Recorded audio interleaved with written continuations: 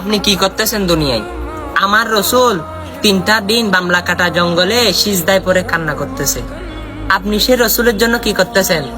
তখন সাহাবে একরাম ডাকে, উঠে না, মাথা তুলে না সিজদা থেকে। হযরত আবু বকর উমর ডাকে, মাথা তুলে না। হাসাইন হুসাইন ডাকে, মাথা তুলে না। মা ফাতেমা ডাকে, মাথা তুলে না। কিন্তু আমার রসুলকে কে তুলতে পারবে সিজদা থেকে? তখন সাহাবে একরাম বলেন, আমার মনে হয় মা ফাতেমা তুলতে পারবে। তখন হযরত নবাব নন্দিনী মা ফাতেমা তু জোহরা তার সন্তান হাসাইন এবং হুসাইনকে ডাকলো, বলে, আল্লাহ, আজকে আমার বাবার উম্মতের জন্য আমার বাবা 3টা দিন সিজদায় পড়েছে, আমার বাবার উম্মতের গুনাহ মাফ করে দেন। আর দরকার হলে আমার এই 2 কলিজার টুকরা সন্তান হাসাইন ইবনে হুসাইনকে আমি আপনার রাস্তায় কুরবানি করে দিয়েছি। তখন আমার আল্লাহ সেটা কবুল করে ফেলেছে।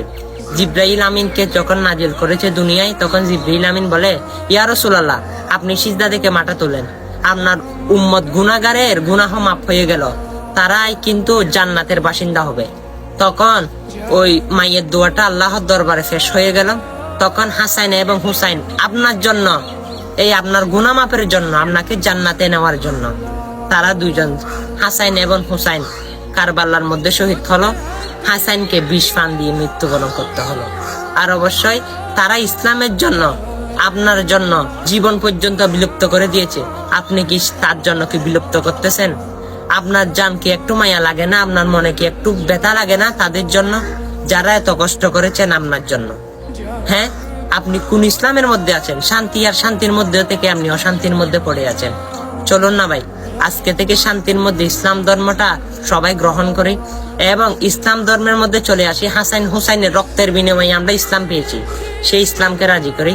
অবশ্যই আমি আপনাকে সুন্দর একটা কথা বললাম, আর আপনি চাইলে এই কথাটা যদি ভালো লাগে শেয়ার করতে পারেন, ভালো না লাগলে উপর দিকে টেনে দেন, আমার কিছু করার নাই।